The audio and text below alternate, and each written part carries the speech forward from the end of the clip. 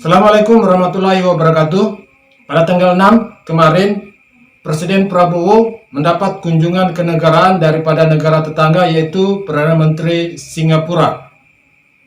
Kunjungan Perdana Menteri Singapura ini merupakan kunjungan pertama dari kepala negara sejak Presiden Prabowo dilantik sebagai Presiden Republik Indonesia. Kunjungan Perdana Menteri Singapura ini sangat berarti bagi Indonesia dan banyak isu-isu penting yang menjadi topik pembicaraan daripada kunjungan Perdana Menteri Singapura ini. Salah satu isu yang sangat penting dan sangat viral pada beberapa bulan yang lalu yaitu rencana ekspor listrik Indonesia ke Singapura, dan Singapura menawarkan untuk mengimpor listrik terbarukan, listrik hijau daripada Indonesia. Beberapa kalangan banyak yang menentang rencana ekspor listrik ini karena satu sisi Indonesia masih kekurangan listrik pada beberapa daerah, terjadi pemadaman listrik, dan rencana pengiriman ekspor listrik ke Singapura ini justru satu sisi telah merugikan Indonesia. Bagaimana respon pemerintahan Prabowo terkait dengan rencana ekspor listrik ini? Mari kita coba dengarkan tanggapan dari Hasim Joyo Hadikusumo selaku tim ahli ekonomi daripada Presiden Prabowo. Saya kira yang ini dalam kajian dari pemerintah, saya tahu lagi sedang dikaji oleh ESDM, ekspor listrik ke Singapura dan lain-lain. Ya. Nah, ini ada masalah sedikit, ya, pertimbangan dari pemerintah. Ini AI. Kita sudah tahu bahwa di Singapura banyak data center yang diperlukan untuk mendukung Microsoft, Amazon, kehadiran dari lain-lainnya. Itu mereka perlu data centers. Nah, pemerintah Indonesia sedang mengkaji kalau data centers ya hendaknya dibangun di Indonesia. Indonesia bangun data centers misalnya dari Pulau Batam atau Pulau Bintan atau dari Karimun atau mana. Ya, ini yang bisa kita nanti melayani Singapura, data center high value added, kita yang layani Singapura. Kan begitu. Saya kira kita harus kaji. Ya, itu salah satu tanggapan daripada Hasim Joyo Hadikusumo, tim ekonomi daripada Prabowo, bahwa rencana mengekspor listrik hijau ke Singapura saat ini masih dilakukan kajian secara mendalam, baik untung rugi bagi Indonesia, karena karena dikhawatirkan kerjasama ekspor listrik kepada Singapura justru hanya memberikan keuntungan yang besar terhadap Singapura dalam hal bagaimana investasi pusat data yang sekarang berkembang di Singapura, sedangkan Indonesia tidak mendapatkan apa-apa daripada investasi pusat data yang ada di. Isu tentang ekspor listrik ini sebenarnya sudah berkembang dari zaman pemerintahan Jokowi, dan banyak elemen masyarakat itu menolak rencana ekspor listrik kepada Singapura, terutama Menteri Luhut Binsar Panjaitan yang saat itu dengan sangat terang-terang menentang rencana ekspor listrik dan menganggap bahwa Singapura kurang adil tentang kerjasama listrik energi terbarukan ini. Kenapa ya Luhut ngatain Singapura breng? Belakangan, Menko Marves Luhut Binsar Panjaitan cukup viral setelah dirinya menolak Singapura yang minta impor listrik dari sumber energi terbarukan Indonesia. Permintaan ini ditolak karena Singapura hanya minta Indonesia untuk mengekspor listrik, tapi nggak berniat membangun industrinya di Indonesia. For information, Singapura minta Indonesia mengekspor listrik energi terbarukan ke Singapura lewat pembangkit listrik tenaga surya. Nah, yang bikin Opung kesel karena Singapura belum memenuhi syarat investasi dan pengembangan industri hulu PLTS di Indonesia. Poin positif dari energi terbarukan sendiri justru cuma nampak di Singapura karena mereka memanfaatkan industri ini dengan ongkos atau harga yang lebih murah. Menurut Luhut, permintaan ini bisa merugikan pertumbuhan ekonomi dan industri Indonesia karena benefit atau keuntungan yang dapat justru akan mengalir ke luar negeri, bukan Indonesia. Yang menambahkan kalau Indonesia sebenarnya mau mengekspor listrik bersih ke Singapura, asalkan industri energi bersih di Indonesia dikembangkan. Listrik clean energy ke sana. Kita nggak mau, saya bilang nggak mau. Semua bilang ramai nggak mau. Mau kalau proyeknya di kita. Buat yang belum tahu, kedua negara ini udah nantanganin MOU untuk kerjasama energi terbarukan pada Januari 2022 lalu, di mana salah satu program dalam MOU ini berkaitan dengan pengembangan PLTS hingga pembiayaan proyek energi. Yang perlu dipertegas di sini adalah industri PLTS itu harus dibangun di Indonesia sebelum listrik terbarukan yang diminta Singapura bisa dialirkan ke negeri singa tersebut. Syarat ini juga diajukan agar keuntungan Indonesia bisa aman khususnya di masa mendatang.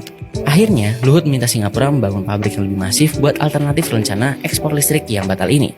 Menurutnya, keputusan ini seenggaknya bisa menangkan kedua belah pihak dari Singapura dan Indonesia. Menteri Koordinator Bidang Kemaritiman dan Investasi Luhut Binsar Panjaitan geram akan sikap Singapura yang hanya mau impor listrik bersih dari Indonesia. Pemerintah pun akan mengambil sikap tegas. Luhut menegaskan pemerintah menolak melakukan ekspor listrik berbasis energi baru terbarukan atau EBT ke Singapura. Persoalannya, poin positif EBT justru lari ke Singapura yang memanfaatkannya untuk membangun industri dengan ongkos kompetitif.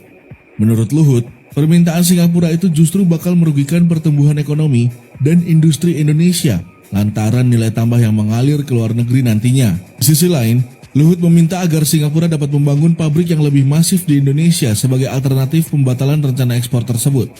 Menurut dia, keputusan itu bakal menjadi kebijakan yang memenangkan kedua kepentingan negara. Mau kalau proyek di kita, ini kan brengsek Singapura, dipikir kita bodoh. Tender perusahaan-perusahaan kita, emang Menteri Koordinator.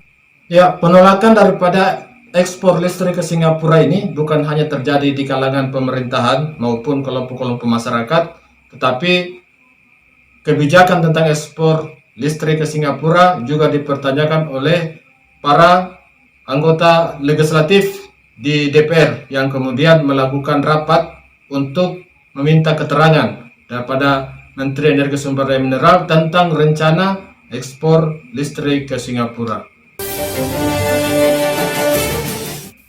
Kami persilakan Pak Muti Anam. Assalamualaikum warahmatullahi wabarakatuh. Terima kasih pimpinan, Pak Dirut, Pak Darmawan, dan seluruh direksi yang hadir pada kesempatan hari ini. Yang pertama Pak, apa yang disampaikan Pak Darmawan tadi, rasio elektrifikasi dengan adanya PMN ini adalah 5,86 triliun, itu akan tercapai 96,19% tercapai elektrifikasi. Nah, dulu Pak, sebelum panjenengan, Pak Dirut yang lama itu pernah pemaparan, saya makanya minta klarifikasi di forum ini. Beliau dulu menyampaikan rasionya sudah 99,7%. Bahkan saat itu kami menolak untuk bagaimana bisa ada PMN 17,96 triliun, ya kan? Karena kita saat itu berpandangan bahwa kalau daerahnya tidak visible, secara bisnis tidak memungkinkan, juga terlalu besar anggaran yang diberikan oleh pemerintah, ya sudah kasihkan saja uangnya kepada mereka, kemudian sambil lalu agar desa ini bisa mandiri. Seperti tadi bisa dengan mikrohidro atau dengan PLTS atau dan sebagainya. Nah, tapi ini kemudian kami lihat data hari ini kok 96,9%, kok cepat sekali ya rasionya berubah begitu. Nah, kami soal ini kami minta harapan kami 5,86 triliun ini bisa bisa benar-benar, saya setuju bahwa rasio elektrifikasi, bahwa PLN bisa masuk ke desa itu kita sangat setuju. Kami merasakan, lihat video tadi jenengan tuh merinding, sebenarnya pahlawan betul Pak buat rakyat kita Pak. Tapi duit sebesar ini juga harapan kami bisa dioptimalkan, karena kalau kita bilang agak sanksi dengan pernyataan tadi kami coba ini karena apa? Bahan rapat ini aja loh Pak. Bapak mau bicara belum ada ya kan. Bapak luar biasa, makanya saya pernah chat sama lu, keren Pak presentasi jenengan di ASEAN, Forum ASEAN keren. Soal digitalisasi kita suka, kita baca itu. Tapi kalau di bawah Bapak orangnya begini Pak, urusan lembaran begini aja Masya Allah di print sudah hanya sekedar print, dibandingkan yang lain yang kecil-kecil ini sudah jauh lebih baik ya kan. Tadi ini hal kecil tapi menurut kami, sampean tahu nggak Pak? Kemarin seminggu ini, tadi malam, paperless, iya nggak? Ya paperless, oke. Tadi malam Pak, kami berhubungan komunikasi dengan masyarakat kami di Dapil ya kan. Masyarakat kami di Dapil ternyata mulai pagi sampai sore dia tidak bisa dihubungi. Tepatnya di Kecamatan Tiris Pak, tidak jauh dari Surabaya. Tidak jauh dari Surabaya ke Probolinggo itu kurang lebih 3 jam, naik ke Tiris 1 jam, ya 3,5 jam 4 jam lah untuk sampai di sana. Saya coba berkali-kali hubungin di banyak orang juga, banyak relawan kita selama bulan-bulan ke bulan kami intens berkomunikasi dengan mereka. Saya pikir mereka tidak bisa dihubungi karena HP-nya rusak atau karena internetnya tidak ada. Karena kami pikir juga, kami dulu sudah bawa tuh Telkomsel ke sana untuk bangun tower dan akhirnya dibangun. Tapi kemudian saya tanya tadi malam, kenapa kok seharian tidak bisa dihubungin? Listriknya mati. Terus saya tanya, berapa lama listriknya mati? Sudah sering Pak begini. Bahkan sejak lama Pak Darmawan katanya. Di namanya Tiris itu. Nah kami mikir, kita ini berpikir sesuatu, oh ya listrik masuk desa. Kita berharap elektrifikasi tercapai. Tapi sisi lain yang sudah berjalan pun, listrik masih suka mati Pak. Dan itu pun saya tanya, ada pemberitahuan nggak? Nggak ada.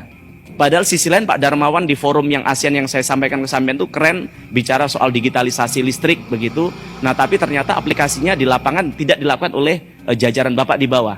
Mereka sekarang Pak sebenarnya teknologi gampang aja, tinggal dikasih tahu aja lewat WA atau dan sebagainya. Karena apa?